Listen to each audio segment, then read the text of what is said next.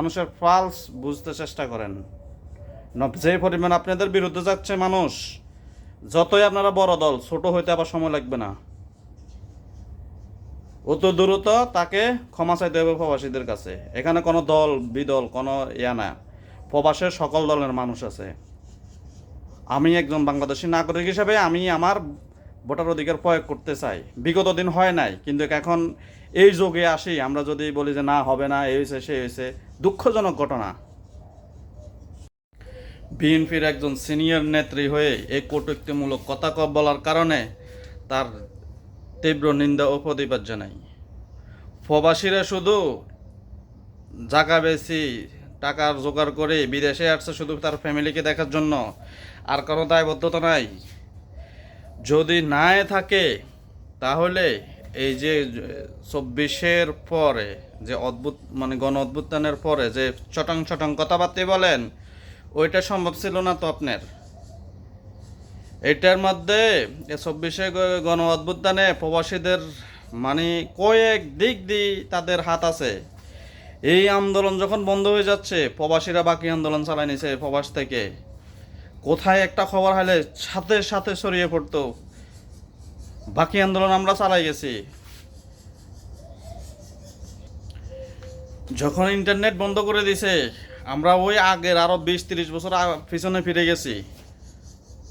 যখন 5-6 দিন 7 দিন ইন্টারনেট শাটডাউন ঘোষণা করছে, আমাদের কারোর সাথে যোগাযোগ নাই। আমরা এখানে প্রবাসে কাজ করি, কে কোথায় আছে, ফ্যামিলি, বাপ মা, স্ত্রী, সন্তান, কারো খোঁজখবর পায় নাই। তারপর দেশে যে পরিস্থিতি, ওই পরিস্থিতিতে কী হচ্ছে না হচ্ছে আমাদের ঘুম নাই। আমরা 12-14 ঘন্টা ডিউটি করি, রাত্রে ঘুমাইতে গেছি, আমাদের চোখে ঘুম নাই। আমাদের বাইরে কি করতেছে, আর ওই মির্জাফরের বাচ্চারা বলতেছে কি প্রবাসীদের কোনো কোনো ইয়া নাই, কেন ভোটার অধিকার কেন দিবে, তারা রাজনীতি কেন আসবে। সর্বপ্রথম বলে রাখি, যদি এটা কোনো দল মত কোনো বিষয় না। প্রত্যেকটা ইউরোপ, আমেরিকা কিংবা মিডল ইস্ট বলেন, গালফে বলেন, সবাই এখানে রাজনীতির সাথে অ্যাটাচ আছে। প্রত্যেকটা দলের, প্রত্যেকটা অঙ্গ সংগঠনের এখানে অফিস আছে, রাজনীতি করতেছে। তাহলে কেন করতেছে? আমার প্রশ্ন হলো এ জায়গায়, এরা করতেছে না? বিএনপি, আওয়ামী লীগ, জামাত, সবাই তো সবার অঙ্গ সংগঠনের এখানে তারা রাজনৈতিকভাবে তারা কার্যক্রম চালা যাচ্ছেন। যদি উদ্দেশ্য যদি এটাই হয় শুধু টাকা আসছে, টাকা কামামু, টাকা কামাই, বাস আমাদের কাম এতটুক, আর কোনো আমাদের নাই। দেশ গঠনে, দেশের সাথে আমরা কিছু করি না প্রবাসীরা। হ্যাঁ, এগুলা বিএনপির এবং যারা দায়িত্বশীল রয়েছেন, এই সমস্ত পাগল ছাগল, এই সমস্ত মানুষ দিয়ে আপনাদের ক্ষতি করতেছেন। আপনারা এখন চুপ রয়েছেন, তো আপনারা এই ক্ষতি করতেছেন। কারণ এখন আর হাসিনা মার্কা নির্বাচন হবে না, হাসিনা মার্কা দেশ পরিচালনা হবে না। মানুষের মানুষের যেই আছে, যেটা চায় মানুষের পালস বুঝতে চেষ্টা করেন।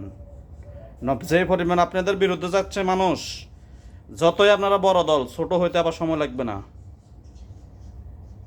অত দ্রুত তাকে ক্ষমা চাইতে হবে প্রবাসীদের কাছে। এখানে কোনো দল বিদল কোনো ইয়া না, প্রবাসের সকল দলের মানুষ আছে।